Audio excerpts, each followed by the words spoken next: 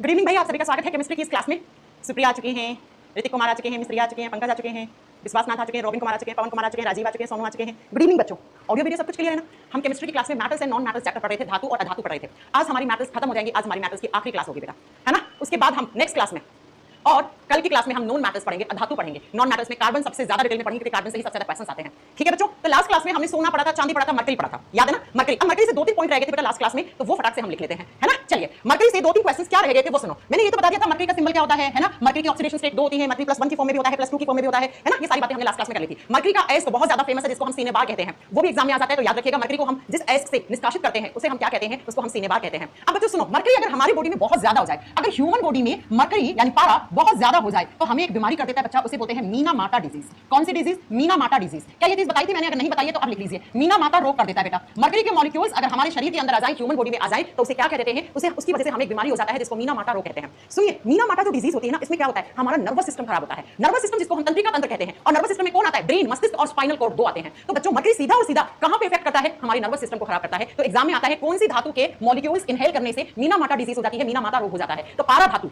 Mercury को हम हिंदी में पारा कहते हैं। पारा धातु के मॉलिक्यूल्स अगर हमारी बॉडी में ज्यादा जम जाते हैं तो हमारे नर्वस सिस्टम को डैमेज करना शुरू कर देते हैं। इसी बीमारी को हम मीना माटा रोग कहते हैं, मीना माटा डिजीज कहते हैं। उसके बाद सुनो बच्चों, नेक्स्ट मरकरी के 2 कंपाउंड है बच्चों, जहां से आपसे एग्जाम में क्वेश्चन पूछा जाता है। मरकरी के 2 यौगिक हैं, एक होता है मर्क्यूरस क्लोराइड और एक होता है बच्चा मर्क्यूरी क्लोराइड। दोनों ही जहरीले होते हैं अपनी अपनी जगह। तो लिखेंगे पहला जो मरकरी का कंपाउंड होता है उसको बोलते हैं mercurous chloride. Mercurous chloride Hindi में सेम नाम है बच्चों, मर्क्यूरस क्लोराइड। इसको कहां पे काम में लिया जाता है? सबसे ज्यादा काम में लिया जाता है मर्क्यूरस क्लोराइड को एज ए फंगीसाइड। फंगीसाइड का मतलब होता है फंगस को मारने के लिए। फंगस जो होते हैं, कवक होते हैं, उनको मारने के लिए। ठीक है, इसका फॉर्मूला होता है Hg2Cl2। Hg2Cl2 मर्क्यूरस क्लोराइड बोलते हैं इसको। और ये कहां काम में लिया जाता है? ये लिया जाता है एज ए फंगीसाइड। फंगस का मतलब होता है बेटा कवक, फफूंद। तो कवकनाशी के रूप में मरकरी का एक कंपाउंड, पारा धातु का एक यौगिक काम में लिया जाता है जिसको हम मर्क्यूरस क्लोराइड कहते हैं, है ना? मर्क्यूरस क्लोराइड कहते हैं। ये कवकनाशी के रूप में काम में लिया जाता है। अच्छा, इसका एक नाम और होता है, इसे कैलोमल के नाम से भी फेमस है। अगर आपको लिखना हो ना तो इसी को कैलोमल भी कहा जाता है बच्चा। मर्क्यूरस क्लोराइड का एक दूसरा नाम होता है जिसको हम कैलोमल कहते हैं। कैलोमल भी इसी का दूसरा नाम होता है। ऐसे ही एक और कंपाउंड होता है मरकरी का HgCl2, है ना, जिसको हम मर्क्यूरी क्लोराइड कहते हैं, जिसे हम क्या कहते हैं? मर्क्यूरिक क्लोराइड कहते हैं। और ये मर्क्यूरिक क्लोराइड ये बहुत ज्यादा जहरीला होता है बच्चों।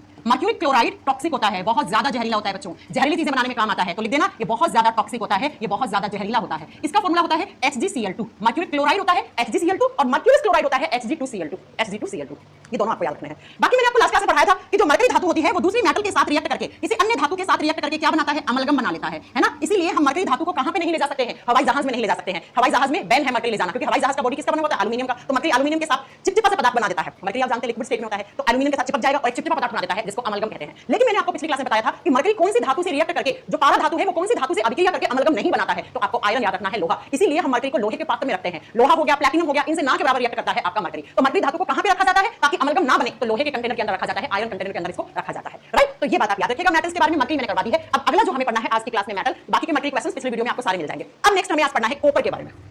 कॉपर के बारे में चलिए फिर। कॉपर जिसको हिंदी में हम तांबा धातु कहते हैं। कॉपर का सिंबल क्या होता है? Cu होता है। कॉपर का एटॉमिक नंबर कितना होता है? परमाणु संख्या कितनी होती है? आपको मैंने कहा था ना कि 20 तक तो याद करने पड़ेंगे आपको, और अगर कोई बच्चा 30 तक याद कर लेता है तो बहुत ही अच्छी बात है। कॉपर का एटॉमिक नंबर 29 नंबर पे आता है, 29 नंबर पर। और मैंने एक चीज आपको ये भी पढ़ाई थी, अगर आपको याद हो, मैंने कहा था कॉपर का इलेक्ट्रॉनिक कॉन्फिगरेशन क्या होता है? इसका इलेक्ट्रॉनिक कॉन्फिगरेशन अपवाद माना जाता है, एक्सेप्शन माना जाता है। और जो एक्सेप्शन वाली चीजें होती हैं वो केमिस्ट्री में पूछ ली जाती हैं। कॉपर का इलेक्ट्रॉनिक विन्यास कैसे लिखते हैं हम? याद है 29 एलिमेंट्स, 29 इलेक्ट्रॉन को कैसे डिस्ट्रीब्यूट करना सिखाया था आपकी मैम ने। मैंने कहा था कॉपर के अंदर जो 29 इलेक्ट्रॉन्स होते हैं उनको कैसे डिस्ट्रीब्यूट करते हैं? तो इसको लिखा जाता है आर्गन। आर्गन आर्गन कितने नंबर पे आता है? 18 पे आता है। ऐसे आपने आर्गन कर दिया 18, तो 18 पे यहां हो गए इलेक्ट्रॉन। उसके बाद कैसे लिखते हैं हम? 4s में 1 इलेक्ट्रॉन भरते हैं और 3d में 10 भरते हैं। तो ऐसे कॉपर का लिखा जाता है। पहले 4 आता है, बाद में 3d आता है। ये याद रखिएगा। पहले क्या आता है? पहले 4s बनाता है, बाद में 3d बनाता है। ये होता है कॉपर का करेक्ट इलेक्ट्रॉनिक कॉन्फिगरेशन। पढ़ा दिया तो अच्छा, नहीं तो एटॉमिक स्ट्रक्चर वाले चैप्टर में अच्छे से पढ़ाएंगे। अब आइए जरा बात करते हैं कॉपर के बारे में। तो सबसे पहला, कॉपर पहली धातु है जो इंसानों ने काम में ली थी। ये जितनी भी सारी मैं मैटर्स पढ़ा रही हूं ना, सबसे पहले इंसानों ने सबसे पहले कौन सी धातु काम में ली थी? तो आप क्या बताओगे बेटा? वो कॉपर धातु। तो आप लिखिए पहला पॉइंट, क्या लिखोगे? Copper was used by firstly by man. First metal थी बेटा ये जो इंसानों ने यूज में ली थी। First metal used by humans. मनुष्य के द्वारा सबसे पहले कौन सी धातु को काम में लिया गया था? तांबा धातु पे। तांबे के बर्तन बनाए गए थे, तांबे के सिक्के बनाए गए थे। तो तांबा धातु लिख लीजिए। मनुष्य ने सबसे पहले तांबा धातु को उपयोग में लिया था। मनुष्य ने तांबा धातु सबसे पहले काम में ली थी। सबसे पहले उपयोग में ली थी या काम में ली थी बेटा? पहला मेटल है जो इंसानों के द्वारा काम में लिया गया था। बात करते हैं मैम तांबे को कहां से निकालते हैं? तांबे का और कौन सा होता है? एस्क कौन सा होता है? कॉपर को हम कौन से एस्क से एक्सट्रैक्ट करते हैं? तो कॉपर को हम निकालते हैं बेटा किससे? आप बताओगे। कॉपर का एस्क होता है, उसका नाम होता है कॉपर पायराइट। तांबा धातु को जिस एस्क से हम निकालते हैं उसे कॉपर पायराइट कहा जाता है। लिख दीजिए कॉपर पायराइट। मैंने एक और पायराइट करवाया था, बताओ कौन सी धातु का करवाया था? Copper pyrite. ये क्या है? कॉपर पायराइट कॉपर धातु का एस्क है जिसका फॉर्मूला होता है CuFeS2। इसे कहा जाता है कॉपर पायराइट। हाँ जी, एक और करवाया था पायराइट। मूर्खों का सोना किसको बोला था? मैंने कहा था कौन सी धातु में हल्की सी चमक होती है सोने जैसे कि मूर्ख लोग उसको सोना समझ लेते हैं। लोहे के अंदर आयरन पायराइट को क्या मान लेते हैं? Fe2 को। आयरन पायराइट को थोड़ा सा सोने का जैसा कलर होता है, हल्की सी उसमें चमक होती है, लेकिन वो लोहा होता है और जो मूर्ख लोग होते हैं उस लोहे को सोना समझ लेते हैं। लेकिन ये कॉपर पायराइट की बात हो रही है। कॉपर तांबा धातु को हम इस ऐसे से निकालते हैं बेटा।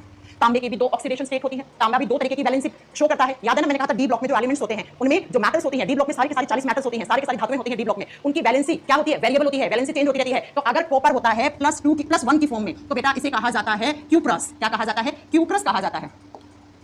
क्या कहा जाता है? क्यूप्रस कहा जाता है। हिंदी में सेम नाम है। अगर तांबा धातु +1 की फॉर्म में होता है तो क्यूप्रस कहलाता है। अगर तांबा धातु +2 की फॉर्म में होता है ऑक्सीडेशन स्टेट में, तो इसको क्यूप्रिक कहा जाता है। इसे क्यूप्रिक कहा जाता है। ये आप लिख लीजिएगा। जैसे मर्क्यूरी का भी हमने 2 करवाया था, मर्क्यूरस, मर्क्यूरिक, याद होगा आपको।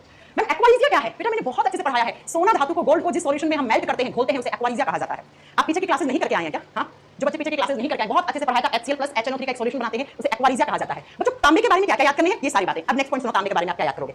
जो कॉपर होता है ना, ये अलग-अलग कलर देना शुरू कर देता है जब आप इसको हवा में रखते हो। हवा में क्या होता है? ऑक्सीजन होता है, पानी होता है, कार्बन डाइऑक्साइड होता है, ये सब हवा के अंदर होते हैं। तो जैसे ही आपने कॉपर को हवा में छोड़ा, Cu + एयर, एयर का मतलब क्या होता है बच्चा? हवा। और हवा में क्या होता है? आप जानते हैं ऑक्सीजन होता है। तो जैसे ही कॉपर को हवा मिलती है और ऐसी हवा जिसके अंदर ऑक्सीजन होता है, तो यहां से कॉपर बना देता है कॉपर ऑक्साइड, CuO। इसको ऐसे लिखते हैं सेकंड वाला कंपाउंड, यानी +2 की फॉर्म में बनता है। ठीक है, और ये कॉपर ऑक्साइड होता है, ये काला कलर देता है। तांबे का काला कलर कब होता है? काला रंग कब देता है? तो तांबा काला पड़ जाता है हवा में रखने से।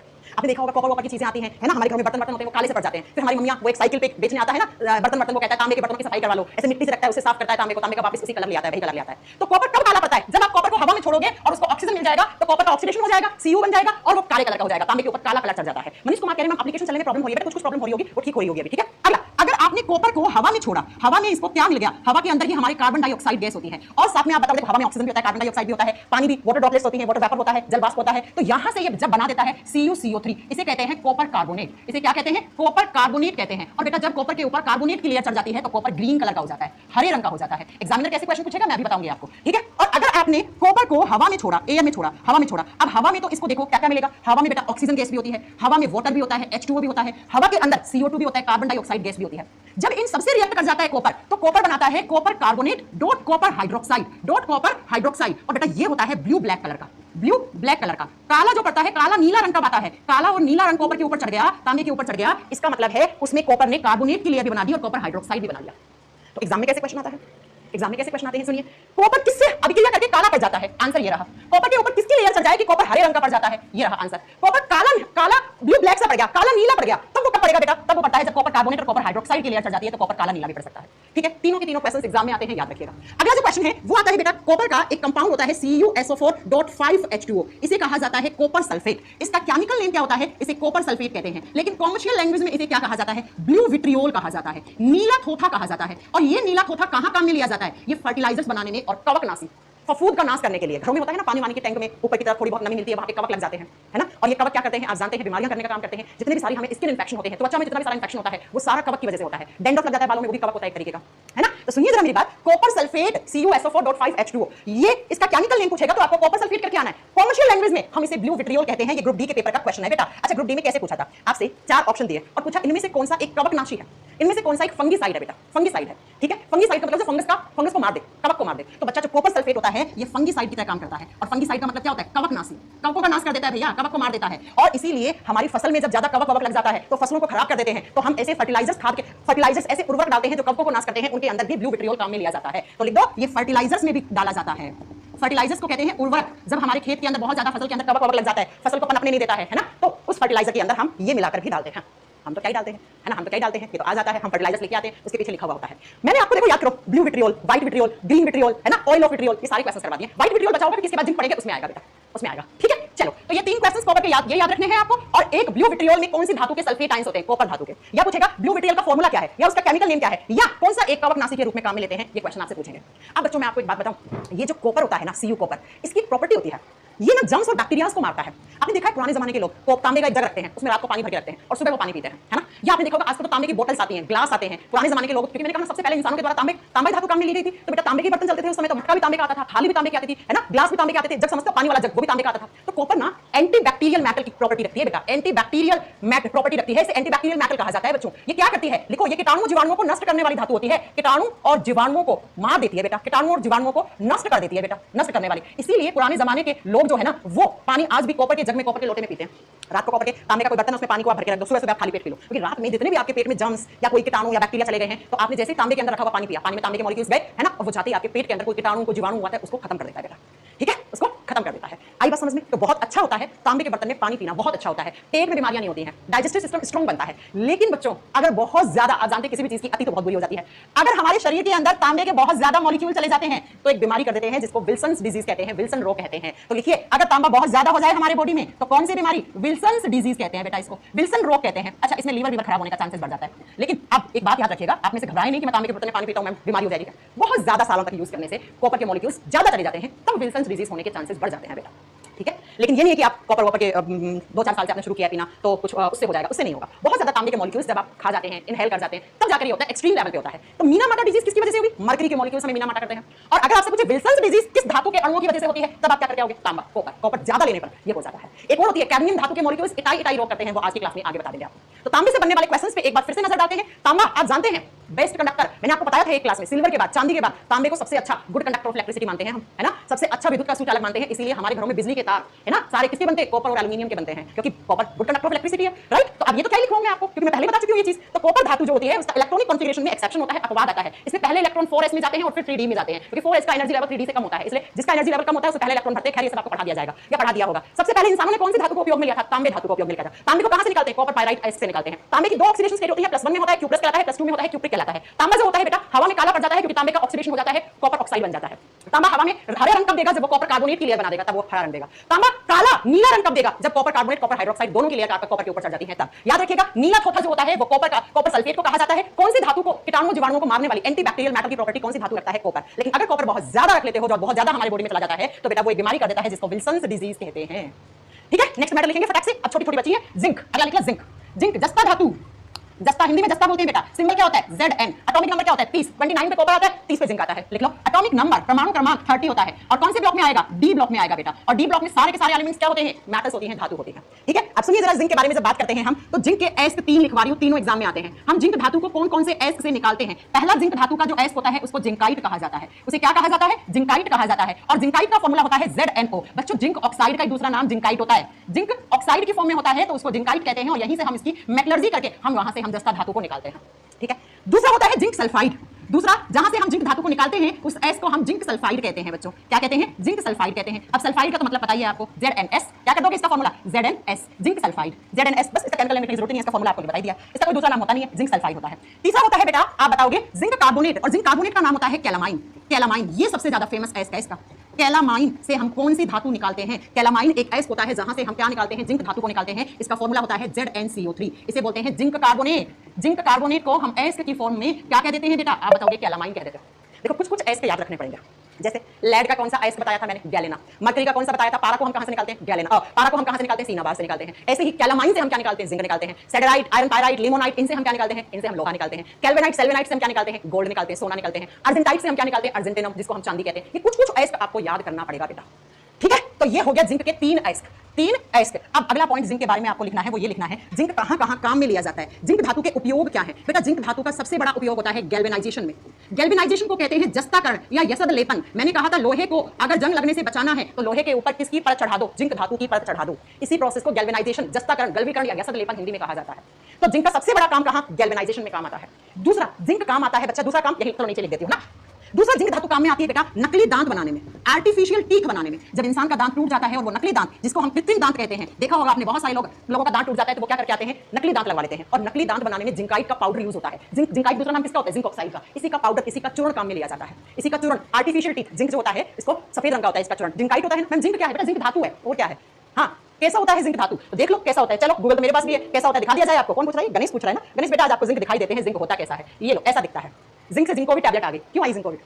अरे जब कोरोना चल रहा था याद करो तो एक दवाई बहुत खाई थी आपने, जिंकोविट नाम की खाई थी ना। ऐसा होता है बेटा जिंक। ये देखो, ये है जिंक। इसी का पाउडर नकली दांत, ये देखो ना इसमें हल्की सी चमक है ना। ये नकली दांत बनाने में काम आता है पाउडर। इसके ऊपर पॉलिश वॉलिश करके दांत के जैसा कलर ले आते हैं और फिर बनाते हैं नकली दांत। सुनिए जरा अगला काम जिंक जो होता है वो दवाइयां बनाने में काम आता है। जैसे मैंने गूगल पे सर्च किया तो सबसे ऊपर आया था जिंकोविट। बेटा जिंकोविट एक दवा होती है, एक मेडिसिन होती है। पता है ये जिंकोविट क्या करता है? ये जिंकोविट दवा जो होती है ये इम्यून सिस्टम को स्ट्रॉन्ग करने का काम करता है। हमारे बॉडी में प्रतिरक्षी तंत्र को मजबूत बनाने का काम करता है जिंक। आप जानते हैं नहीं जानते मुझे नहीं पता, लेकिन सुन लो, जिंक हमारी बॉडी में इम्यून सिस्टम को स्ट्रॉन्ग करने का काम करता है, एंटीबॉडीज को बनाने में सहायक होता है। जिंक एक हार्मोन बनाने में सहायक होता है जिसको इंसुलिन हार्मोन कहते हैं। आप साइड में लिखे ना, ये चीजें छोटी सी चैप्टर से हटके हैं लेकिन बहुत काम की हैं। तो जब कोरोना चल रहा था तो एक विटामिन सी की दवा और एक जिंकोविट नाम की दवा मेडिकल स्टोर पे आउट ऑफ स्टॉक हो गई थी क्योंकि लोगों ने इतना ज्यादा खा लिया था इसे। ठीक है, तो जो जिंकोविट होता है, याद रखिएगा, ये इम्यून सिस्टम को स्ट्रॉन्ग करने का काम करता है, इम्यूनिटी बढ़ाता है, रोगों से लड़ने की प्रतिरोधक क्षमता बढ़ाता है। और दूसरा याद रखना, जिंकोविट में कौन सी धातु है? जिंक। और यही जिंक हमारे शरीर के अंदर एक हार्मोन होता है जिसको हम कहते हैं इंसुलिन हार्मोन। इस हार्मोन को बनने के लिए जिंक की आवश्यकता होती है।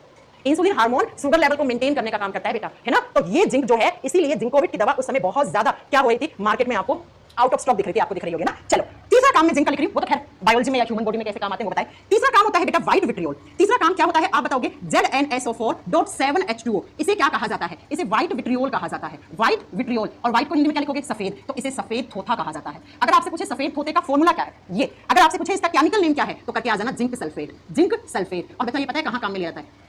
घरों में हम व्हाइट वॉश करवाते हैं, पेंट करवाते हैं सफेद रंग का, ये सफेद रंग देता है, थोड़ा सा चमकीला सा देता है। ठीक है, तो ये वाला सफेद होता है, ये पुताई करने में, है ना, पुताई के अंदर डलता है कैल्शियम हाइड्रोक्साइड के साथ। आप लिख सकते हो व्हाइट वॉश वगैरह में, या पेंट जो आते हैं सफेद रंग के, आजकल सफेद ब्राइट सफेद आता है, बोलते हैं ना, पर्ल व्हाइट कलर कर दो, थोड़ा सा चमकीला सा कर दो, उसके अंदर जिंक सल्फेट डलता है। तो व्हाइट वॉश करने में, पेंट बनाने में ये जिंक सल्फेट काम में लिया जाता है। तो आज मैंने आपको 2 थोथे पढ़ाए, वैसे 3 थोथे पढ़ लिए हमने, व्हाइट विट्रियोल सफेद होता, ब्लू विट्रियोल नीला होता, ग्रीन विट्रियोल हरा होता। तीनों के केमिकल नेम, केमिकल फॉर्मूला, कौन से मेटल के कौन से सल्फेट आयन को कौन सा विट्रियोल कौन सा थोथा बोलते हैं, याद रखना। किसका कौन सा काम होता है? कॉपर सल्फेट सबसे ज्यादा पूछा हुआ है ग्रुप डी के पेपर में क्वेश्चन में, जो मैंने आपको बता दिया है। ठीक है, तो ये जिंक के कुछ काम है। बाकी क्रॉकरीज बनाने में, क्रॉकरी समझते हो, हमारे घरों में चाय का कप आता है सफेद कलर का, सफेद कलर के चाय के कप में जिंक डाला जाता है ना, जिंक वगैरह डाला जाता है। ये जिंक के कुछ काम होते हैं जो आपको याद रखना है। सबसे ज्यादा जिंक से आपको याद रखना है नकली दांत बनाने में। जिंक का कैलामाइन नाम का एक और होता है, एस होता है। बाकी तो आपको सारी चीजें याद रह जाएंगी। इंसुलिन हार्मोन को बनने के लिए क्या चाहिए? जिंक चाहिए। हमारे आंसुओं में जिंक होता है, हमारे पसीने में जिंक होता है। क्यों? क्योंकि हम जिंक खाते हैं, तो वही पसीने में निकलता है, आंसुओं में निकलता है। और साथ में आप क्या बताओगे बेटा? साथ में आप बताओगे ये इंसुलिन हार्मोन को बनने में भी सहायता देता है। जैसे एक बहुत फेमस दवा आती है जिंकोविट करके, ये दवा इम्यून सिस्टम को स्ट्रॉन्ग करने के लिए डॉक्टर्स देते हैं, राइट। तो ये आपका जिंक धातु के बारे में इतनी ही चीजें आपको याद रखनी थी। हाँ, हरा थोथा खून बढ़ाने वाली दवाइयों में काम में लिया जाता है जी, बिल्कुल सही बोला है। अगला लिखेंगे हम नेक्स्ट यूरेनियम। यूरेनियम से बनने वाले क्वेश्चंस अभी करवा देते हैं। यूरेनियम का सिंबल होता है यू। एटॉमिक नंबर, अरे यूरेनियम का तो याद होना चाहिए। यूरेनियम का परमाणु क्रमांक कितना होता है? 90 नंबर पे आता है। यूरेनियम का परमाणु क्रमांक कितना होता है बेटा? 90 नंबर पे यूरेनियम आता है। अब मैं आपको आगे चलकर एक चैप्टर पढ़ाऊंगी जिस चैप्टर का नाम है बेटा कौन सा? रेडियो एक्टिविटी चैप्टर पढ़ाऊंगी। और रेडियो एक्टिविटी चैप्टर में आपको पढ़ाऊंगी मैं जो रेडियो एक्टिव सब्सटेंसेस होते हैं, जो रेडियोधर्मी तत्व होते हैं, उनके बारे में बात करेंगे। जैसे यूरेनियम, प्लूटोनियम, थोरियम, है ना, ये सब पढ़ेंगे हम। सबसे पहले मोटा मोटा सुनो, यूरेनियम जो होता है वो एक रेडियो एक्टिव एलिमेंट होता है। ये नेचर में कैसा है? ये रेडियो एक्टिव है। रेडियो एक्टिव का मतलब होता है हिंदी में रेडियोधर्मी तत्व है। बेटा रेडियो एक्टिव एलिमेंट्स क्या होते हैं? ऐसे एलिमेंट्स जो अपने आप टूटते रहते हैं, जिनमें स्पॉन्टेनियस डिसइंटीग्रेशन होता है और जिनसे रेडिएशन निकलती है बाहर, जो कौन कौन सी रेज निकलता है? Alpha, beta, gamma. इन तीनों रेडियो विकिरणों का उत्सर्जन जो तत्व करता है उसको रेडियो एक्टिव एलिमेंट, उसको रेडियोधर्मी तत्व कहते हैं। जैसे यूरेनियम, जैसे थोरियम, जैसे प्लूटोनियम, तो एक रेडियो एक्टिव सब्सटेंस होता है जिसका एटॉमिक नंबर क्या बताओगे बेटा? सॉरी 92 होता है ना, 90 तो थोरियम का होता है, 92 पे आएगा। यूरेनियम मेरे दिमाग में थोरियम चल रहा था। हाँ 92 होगा बेटा, 90 नहीं होगा, ठीक है ज्ञानेश? 92 होगा बेटा, 90 नहीं होगा, 90 पे थोरियम होता है, ठीक है 90 पे तो थोरियम होता है, 92 पे यूरेनियम आता है, 90 पे थोरियम होता है। चलो सुनो, रेडियो एक्टिव सब्सटेंस है, कहाँ काम में लेंगे? न्यूक्लियर रिएक्टर में। यूरेनियम को काम में लिया जाता है क्या करने के लिए? यूरेनियम का आइसोटोप काम में लिया जाता है। कौन सा आइसोटोप अभी बताएंगे आपको। ये कहां पर काम में लिया जाता है? ये न्यूक्लियर रिएक्टर में काम में लिया जाता है। अब मैं न्यूक्लियर रिएक्टर क्या होते हैं? हिंदी में बोलते हैं नाभिकीय संयंत्र। और न्यूक्लियर रिएक्टर क्या होता है? जहां पर न्यूक्लियर रिएक्शन करवाते हैं, जहां पर नाभिकीय अभिक्रिया करवाते हैं। 2 टाइप की न्यूक्लियर रिएक्शंस होती है, न्यूक्लियर फिजन होता है, न्यूक्लियर फ्यूजन होता है, नाभिकीय विखंडन होता है, नाभिकीय संलयन होता है। ये सब डिटेल में मैं आगे पढ़ाऊंगी, तुम लोग अभी मत घबराओ। फिलहाल आपको इतना जानना है कि न्यूक्लियर रिएक्टर नाभिकीय संयंत्रों में हम यूरेनियम को काम में लेते हैं किसके तौर पे? As a fuel. फ्यूल का मतलब होता है ईंधन। ये ईंधन के रूप में काम में लिया जाता है बेटा, कहां पर? न्यूक्लियर रिएक्टर में। और न्यूक्लियर रिएक्टर में हम इससे क्या क्या करते हैं? न्यूक्लियर रिएक्टर में इसको एज ए फ्यूल काम में लेकर एक तो बनाते हैं बेटा एटॉमिक बॉम्ब। क्या बनाते हैं? एटॉमिक बॉम्ब बनाते हैं, जिसको हम परमाणु बम कहते हैं, और दूसरा हम इसी को एज ए फ्यूल रखकर हम इलेक्ट्रिसिटी जनरेट करते हैं बेटा। इलेक्ट्रिसिटी का मतलब होता है बिजली बनाते हैं, बिजली बनाते हैं। अब कैसे बनती है आज मोटा मोटा बता रही हूं, आगे डिटेल पढ़ाऊंगी आपको। सुनो, आगे मैं आपको बहुत डिटेल पढ़ाऊंगी, सुनिए। परमाणु भट्टी होती है, उसमें 2 तरीके की रिएक्शन होती है। एक होता है न्यूक्लियर फिजन, नाभिकीय विखंडन। न्यूक्लियर फिजन में भी अगर कंट्रोल चेन रिएक्शन करवाते हैं, कंट्रोल करके बनाते हैं, तो इलेक्ट्रिसिटी बनती है। अनकंट्रोल चेन रिएक्शन करवाते हैं, एनर्जी निकलती जाती है और लास्टली इतना एनर्जी निकल जाता है कि उसे हम एटम बम बनाते हैं, परमाणु बम बनाते हैं। लेकिन इससे इलेक्ट्रिसिटी बनाना इतना आसान नहीं होता, डेंजर भी होता है, ठीक है, ये याद रखिएगा। तो एटम बम बनाने में या इलेक्ट्रिसिटी जनरेट करने में हम यूरेनियम धातु को काम में लेते हैं। अब सुनो, यूरेनियम का कौन सा आइसोटोप काम में लेते हैं? यूरेनियम का एक आइसोटोप काम में लेते हैं जिसको यूरेनियम 235 बोलते हैं, 235। ये क्या है? ये यूरेनियम का आइसोटोप है बेटा। आइसोटोप्स में पढ़ा चुकी हूं, क्या होते हैं? समस्थानिक होते हैं। अब मैं ये बात नहीं बताऊंगी कि आइसोटोप्स क्या होते हैं। तो न्यूक्लियर रिएक्टर में हम यूरेनियम का 235 नंबर वाला यूरेनियम 235 आइसोटोप समस्थानिक काम में लेते हैं, जिससे हम एटम बम बनाते हैं, परमाणु बम बनाते हैं और इलेक्ट्रिसिटी जनरेट करते हैं। और यहीं पे आपको एक चीज मैं आपको और बता देती हूं यही आइसोटॉप यूरेनियम 235, इसी आइसोटॉप को यूरेनियम डेटिंग में भी काम में लिया जाता है, यूरेनियम डेटिंग करने में भी काम आता है। अब यूरेनियम डेटिंग क्या होती है बेटा? जिस प्रोसेस से हम किसकी उम्र का पता लगाते हैं, चट्टानों की उम्र का और धरती की उम्र का पता लगाते हैं। यूरेनियम डेटिंग में हम क्या करते हैं, यूरेनियम का 235 नंबर वाला आइसोटॉप काम में लेते हैं और इससे क्या करते हैं, पृथ्वी की आयु पता करते हैं, है ना, धरती कितने पुराने साल से एग्जिस्ट कर रही है और कोई भी चट्टान है, ये चट्टान कितनी पुरानी होगी, तो चट्टानों की आयु का पता करने के लिए और साथ में क्या बताओगे बेटा, धरती की आयु पता करने के लिए हम करते हैं यूरेनियम डेटिंग, जिसमें यूरेनियम का 235 नंबर वाला समस्थानिक काम में लिया जाता है, यूरेनियम 235 आइसोटॉप काम में लिया जाता है। ठीक है, आगे बात समझ में। हाँ, यूरेनियम 238 से क्या बनता है? यूरेनियम 238 से बनाए गए थे हिरोशिमा नागासाकी में जो बॉम्ब ब्लास्ट हुए थे ना, वो वाले। आगे बात समझ में। तो यूरेनियम का एटॉमिक नंबर 92 होता है, 90 मतलब 90 पे से बाद वाला थोरियम आएगा। ये एक रेडियोधर्मी तत्व होता है, इसे अल्फा बीटा गामा रेज निकलती है, अपने आप टूटता रहता है ये, और इसका काम सबसे ज्यादा परमाणु भट्टी में किया जाता है। परमाणु भट्टी में इसको ईंधन के रूप में काम में लेते हैं और ये ईंधन से क्या, इसी ईंधन से हम बिजली बनाते हैं, इसी से हम परमाणु बम बनाते हैं। और कौन सा आइसोटॉप काम में लेते हैं? यूरेनियम 235। और यही यूरेनियम 235 हम यूरेनियम डेटिंग में काम लेते हैं। यूरेनियम डेटिंग से हम किसकी उम्र का पता लगाते हैं कि धरती कितने साल से है, पृथ्वी की आयु पता करने के लिए कोई चट्टान है, कोई हिमालय पर्वत है, उसको पर्वत कितना पुराना से एग्जिस्ट कर रहा है, उसे यूरेनियम डेटिंग करते हैं। एक करते हैं कार्बन डेटिंग, जिसमें कार्बन के आइसोटॉप्स काम में लेते हैं। कार्बन डेटिंग आगे पढ़ाएंगे आपको, खैर सुन लो, अभी कार्बन वाले चैप्टर में पढ़ाएंगे। उससे हम फॉसिल्स की, जीवाश्मों की आयु का पता करते हैं कार्बन डेटिंग में, और यूरेनियम डेटिंग में हम पृथ्वी और चट्टानों की आयु का पता करते हैं। ठीक है बच्चों, अब मैम ये यूरेनियम कहां से निकालते हैं, ये सुनो जरा। यूरेनियम का एस होता है, इस एस को कहा जाता है पिच ब्लेंड। बच्चों बहुत अच्छे से याद रखना, बहुत सारे एग्जाम में क्वेश्चन आता है। पिच ब्लेंड हिंदी में सेम नाम है बेटा। पिच ब्लेंड कौन सी तत्व का, पिच ब्लेंड कौन से तत्व का एस होता है? इसका फॉर्मूला होता है UO2। UO2 ये इसका फॉर्मूला है और इसी से हम यूरेनियम को निकालते हैं। अच्छा पता है इससे सबसे पहले यूरेनियम को किसने प्राप्त किया था? मैडम क्यूरी ने। हाँ जी, मैडम क्यूरी, वो महान साइंटिस्ट जिन्होंने सबसे पहले यूरेनियम को पिच ब्लेंड से निकाला था, मैडम क्यूरी ने निकाला था बच्चों। इसलिए जब एग्जाम में आता है यूरेनियम की खोज किसने की थी, तो आप क्या करके आओगे? मैडम क्यूरी ने की। और पता है इसी एस को, इसी पिच ब्लेंड को येलो केक कहते हैं बेटा, पीला केक कहते हैं। अब पीला केक ये खाने वाला नहीं है केक, समझना, इसी को येलो केक कहते हैं, इसी को पीला केक कहते हैं बेटा, खाने वाला केक नहीं है। और आपको मैं एक बात और बता दूं, हम यूरेनियम को कहते हैं मेटल ऑफ होप, आशा की धातु। इसी यूरेनियम को नाम दिया गया है रिसेंटली में, इसी को नाम दिया गया मेटल ऑफ होप। क्यों दिया गया बेटा मेटल ऑफ होप का नाम? आशा की धातु। अगर आपसे पूछे मेटल ऑफ होप किसको कहते हैं, हमें कौन सी धातु से फ्यूचर में बहुत ज्यादा एक्सपेक्टेशंस हैं, आशाएं हैं, तो वो है यूरेनियम, आशा की धातु कहते हैं। अच्छा क्यों कहते हैं सुनो, ऐसा कहते हैं कि हजारों साल बाद, 1000 साल तो लग जाएंगे, हम तो निकल लेंगे, है ना, हजारों साल बाद ऐसा समय आएगा जब कच्चा तेल, फॉसिल्स खत्म हो जाएंगे हमारे पास, पेट्रोल डीजल कुछ नहीं बनेगा, तो हम फ्यूल के लिए, हम ईंधन के लिए सिर्फ और सिर्फ किस पे डिपेंडेंट हो जाएंगे? यूरेनियम पे डिपेंडेंट हो जाएंगे। फ्यूचर में सिर्फ और सिर्फ फ्यूल ईंधन हम किसको हम एज ए ईंधन काम लेंगे? तो यूरेनियम को। इसीलिए इसको कहा जाता है मेटल ऑफ होप। भैया जब फॉसिल्स, कच्चा तेल, क्रूड ऑयल खत्म हो जाएगा, पेट्रोलियम से पेट्रोल डीजल ये सब बनना बंद हो जाएगा, तब हमें लास्ट में एक आशा रहेगी, एक होप रहेगी, किससे? कि भैया हम ईंधन के रूप में यूरेनियम को काम में ले लेंगे, हम ईंधन के रूप में यूरेनियम को काम में ले लेंगे। इसीलिए अगर आपसे पूछे मेटल ऑफ होप किसको कहते हैं, आशा की धातु किसको कहते हैं? यूरेनियम को कहते हैं। पीला केक किसको कहते हैं? यूरेनियम को। यूरेनियम का जो एस होता है ना, ये केक की फॉर्म में मिलता है ना, केक मतलब समझ रहे हो ना, केक की फॉर्म में मिलता है, पीले रंग का, हल्के से पीले रंग का होता है। चलो गूगल पे फोटो दिखाते हैं आपको कैसा दिखता है पिच ब्लेंड। ठीक है, PITCH, पिच ब्लेंड अब आएगा। पिच ब्लेंड ये रहा, देखो, ये देखो, आपको इमेजेस दिखाते हैं, ये रहा बेटा, ये देखो, ऐसा लग रहा है ना केक है, अभी काट लूं मैं, चलो इस फोटो में देखो, ये दिख रहा है केक सा, इसलिए इसका नाम पीला केक पड़ा है बेटा। अब केक जैसा सोच लो वैसा केक नहीं है बेटा, ऐसा मिलता है केक जैसा कि मैं काट लूं और हैप्पी बर्थडे कर लूं, है ना बेटा। बर्थडे करोगे ना जहां पे वो खत्म ही हो जाएगा, तो कोशिश मत करना। चलिए, तो मेटल ऑफ होप किसका बोलते हैं? यूरेनियम को। और ऐसा ही नेक्स्ट 90 नंबर पे जो आता है, जो हमारे भारत देश में सबसे ज्यादा पाया जाता है, उसे कहते हैं थोरियम। हमारे पास किसकी खदानें हैं? थोरियम। इंडिया के पास सबसे ज्यादा थोरियम है, थोरियम का सिंबल TH होता है और इसका एटॉमिक नंबर क्या होता है? इसका परमाणु क्रमांक 90 होता है, ये 90 नंबर पे आता है। और मैं आपको बता दूं ये भी एक रेडियो एक्टिव एलिमेंट है, तो ये भी क्या निकालता होगा? ये भी अल्फा बीटा गामा रेज निकालता होगा। ये भी एक रेडियोधर्मी तत्व है, ये भी अपने आप टूटता है, इसका भी स्पॉन्टेनियस डिसइंटीग्रेशन होता है, इससे भी अल्फा बीटा गामा रेज निकलती रहती है, ये भी रेडियो एक्टिव एलिमेंट होता है। अंकित बहुत ज्यादा प्रॉब्लम आ रही है क्या एप्लीकेशन पे पुरानी क्लासेस देखने में? ऐसे बेटा बिल्कुल हो जाएगा, अलग से कोई बैठने की जरूरत नहीं है, ये भी रेडियो एक्टिव एलिमेंट है। और आपको मैं बताऊं इसका एस कहां से यूरेनियम को निकालते हैं, जैसे अगर सॉरी यूरेनियम को कहां से निकालता है? पिच ब्लेंड से। अब आपसे पूछे थोरियम को कहां से निकालते हैं? थोरियम का जो एस होता है उसका नाम होता है मोनाजाइट। क्या नाम होता है बेटा? मोनाजाइट। और हमारे भारत देश के पास थोरियम के बहुत ज्यादा भंडार पाए जाते हैं, कहां कहां मिलता है ये मोनाजाइट? सुनिए, झारखंड में एक जादूगिरा करके जगह है, उस मिट्टी के अंदर थोरियम का मोनाजाइट और पाया जाता है। केरल में पाया जाता है, ओडिशा में पाया जाता है बेटा, तमिलनाडु, महाराष्ट्र, ये सारी जगह पर क्या पाया जाता है? मोनाजाइट पाया जाता है। इसीलिए आप जानते हैं कि हमारे देश के पास सबसे ज्यादा कौन सा रेडियो एक्टिव सब्सटेंस है? हम न्यूक्लियर एनर्जी के लिए सबसे ज्यादा किस पे डिपेंडेंट है? तो हम सबसे ज्यादा थोरियम पे डिपेंडेंट है बेटा, हम सबसे ज्यादा थोरियम पे डिपेंडेंट है बेटा। आई बात समझ में? ओके अंकित, अब मैं आपको एक बात बताऊं, जहां जहां ऐसे ऐसे तट, जिन तटों की मिट्टी के अंदर, ऐसे तट जिनकी मिट्टी के अंदर थोरियम के पार्टिकल्स हैं, उन तटों के ऊपर एक तरीके का पॉल्यूशन हो रहा है, जिस पॉल्यूशन को बोलते हैं रेडियो एक्टिव पॉल्यूशन।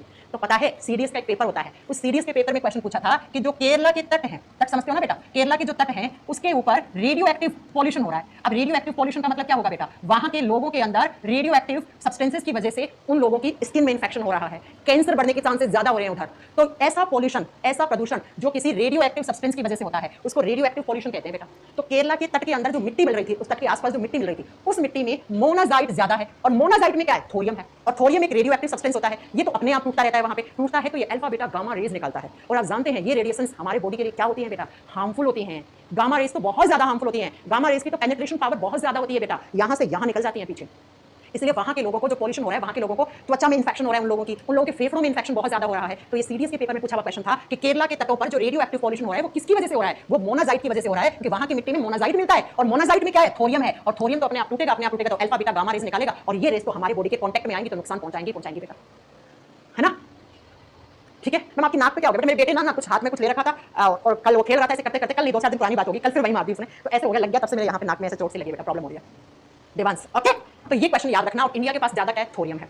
हम थोरियम को बाकी के देशों को देते हैं, बदले में हम बाकी के फ्यूल सब्सटेंसेस, बाकी के रेडियो एक्टिव सब्सटेंसेस लेते हैं। और ये कहाँ होता है, झारखंड में ना जादूगिरा जगह, कोई बच्चा जानता होगा, केरला में हो गया, ओडिशा में हो गया, तमिलनाडु में हो गया, यहाँ पर ये ज्यादा पाया जाता है। और वहाँ के लोगों को रेडियो एक्टिव पॉल्यूशन भी कर रहा है, जिसकी वजह से वहाँ के लोगों को कैंसर ज्यादा होने के चांसेस हो रहे हैं, क्योंकि रेस के कॉन्टेक्ट में आओगे तो कैंसर ज्यादा होगा बेटा। ठीक है अंकित बेटा, मैं आपको बता देती हूँ कि अभी कुछ दिनों से एप्लीकेशन में प्रॉब्लम आई है, लेकिन जिन बच्चों ने अपडेट कर लिया उनको प्रॉब्लम नहीं आ रही है। हाँ, पुरानी क्लासेस डाउनलोड नहीं हो पा रही है, पुरानी क्लासेस चलने में प्रॉब्लम है, वो इस वीक पूरा वीक रहेगी, क्योंकि सर्वर चेंज हो रहा है बेटा, है ना। और जब सर्वर चेंज हुआ है, प्राइवेट सर्वर चेंज कर रहे हैं वो लोग, और जब ये सर्वर चेंज हो जाएगा, संडे तक का नाम लिया है, तो आपकी पुरानी क्लासेस अच्छे से चलने लग जाएंगी। तो बच्चों, इसी के साथ आज हमारी मैटल सारी खत्म होगी। अब नोट डाल के थोड़ी बहुत पॉइंट लिख लो, नोट डाल के कुछ 1-2-4 पॉइंट बचे हैं जो एग्जाम में आ जाते हैं। अच्छा बताओ, इतनी मैटल्स करवाई है मैंने, सबसे लाइटेस्ट मेटल कौन सी होती है, सबसे हल्की धातु किसको बोलते हैं, लाइटेस्ट मेटल, सबसे हल्की धातु। एक बच्चा कह रहा है कैल्शियम नहीं करवाया, बेटा कैल्शियम ना याद करो, मैंने आपको पहले ही पढ़ा दिया, जिप्सम बनाने में कैल्शियम सल्फेट, है ना, ये सारी चीजें पहले पढ़ा दी। नवीन बेटा कैल्शियम से बनने वाले क्वेश्चंस ऑलरेडी एसिड बेस और चैप्टर में करवा चुकी हूं। वीडियो डाउनलोड नहीं होंगे बेटा, प्राइवेट सर्वर है ही नहीं, अभी नया लगा है प्राइवेट सर्वर, इसलिए वीडियो डाउनलोड नहीं हो पा रही है। चलिए सुनिए, लाइटेस्ट मेटल पूछे तो क्या करके आओगे, lithium is the lightest metal. क्यों, क्योंकि पीरियोडिक टेबल में 1 नंबर पे हाइड्रोजन आता है, हाइड्रोजन तो नॉन मेटल होता है, 2 नंबर पे क्या आता है बेटा, हीलियम गैस होता है, वो नॉन मेटल होता है, 3 नंबर पे आता है लिथियम, लिथियम पीरियोडिक टेबल का पहला धातु है, एटॉमिक नंबर 3 है, धातु पहला है। अगर आपसे पूछे बेटा कि हेवीएस्ट मेटल कौन सी है, हेवीएस्ट मेटल, सबसे भारी धातु कौन सी है, इसी साल टेक्नीशियन ग्रेड 3 2024 वाले ने पूछा था, सबसे भारी धातु ऑस्मियम होता है बेटा। कौन सा होता है, ऑस्मियम होता है, ऑस्मियम, ऑस्मियम का सिंबल OS होता है। अगर आपसे पूछे हार्डेस्ट मेटल कौन सी है, सबसे कठोर धातु कौन सी है, सबसे कठोर धातु कौन सी मानी जाती है, सबसे कठोर धातु, वो प्लैटिनम करके आना बेटा, प्लैटिनम, प्लैटिनम का सिंबल PT होता है, platinum is the hardest metal. अगर आपसे पूछे metal of future, metal of future, भविष्य की धातु किसको माना गया है। अब मेटल ऑफ होप नहीं है बेटा, ये आशा की धातु नहीं है। देखो, अगर आपसे पूछे मेटल ऑफ होप, आशा की धातु किसको बोलते हैं, तब तो यूरेनियम करके आओगे, ठीक है। लेकिन अगर आपसे पूछे मेटल ऑफ फ्यूचर, हम फ्यूचर में सबसे ज्यादा कौन सी धातु को काम में लेने वाले, टाइटेनियम। टाइटेनियम बच्चों, टाइटेनियम ना, इसकी ड्यूरेबिलिटी ज्यादा होती है, एक तो इस पे जंग वंग नहीं लगता है ना, पानी वानी में सड़ती गलती नहीं है। इसलिए आप जानते हैं जो इम्प्लांट्स होते हैं, इम्प्लांट्स क्या होते हैं बेटा, आपने सुना है ना कि फलाना इंसान की हड्डी टूट गई, अब उसको रोड डली है यहाँ पे, आप जानते हैं वो रोड किसकी बनी हुई होती है, कोई हड्डी टूट जाती है तो उस हड्डी की जगह जो हम रोड डलवाते हैं उनको इम्प्लांट कहते हैं। इम्प्लांट का मतलब होता है कोई भी आर्टिफिशियल ऑर्गन लगा दिया। रोड क्या है, आर्टिफिशियल है, वो भी किसका बनता है, टाइटेनियम के बनते हैं बेटा। हड्डी बड़ी टूटने के बाद जो रोड डलती है उसको क्या, वो टाइटेनियम की बनती है बेटा। क्यों, हमारे शरीर में तो 68 से 70% पानी है, ऐसी धातु लगानी पड़ेगी जो पानी से गले नहीं तो भैया पता लगे रोड लगाई थी गल गई, उस पर जंग लग गया अंदर ही अंदर है तो ऐसी धातु ना, तो इसकी ड्यूरेबिलिटी ज्यादा होती है, पानी में सड़ती गलती नहीं है, वो ना होती है ना तो पानी में चलती है। बड़े बड़े क्रूज होते हैं जो पानी के अंदर रहते हैं दिन रात, उनके नीचे जो फटके होते हैं वो टाइटेनियम के बनते हैं, क्योंकि पानी से गलता नहीं है इसलिए, ठीक है। अगला आप बताओगे, नेक्स्ट क्वेश्चन, अगर आप देखो कंफ्यूज मत होना, मेटल ऑफ फ्यूचर, भविष्य की धातु पूछे टाइटेनियम, और आपसे पूछे स्ट्रेटेजिक मेटल कौन सी है। स्ट्रेटेजिक मेटल का मतलब होता है रणनीति बनाने में, रणनीति कहां काम आती है, युद्ध करने में, और युद्ध आप जानते हैं किससे होते हैं, हथियारों से होते हैं, अस्त्र शस्त्र से होते हैं। तो बेटा ये हथियार जो युद्ध में काम में लिए जाते हैं वो भी किसके बनते हैं, टाइटेनियम के बनते हैं, इसीलिए इसको रणनीति धातु कहा गया है, स्ट्रेटेजिक मेटल कहा गया है, ठीक है। नेक्स्ट क्वेश्चन, अगर आपसे पूछे कि इटाई रोग कौन सी धातु की वजह से होता है, इटाई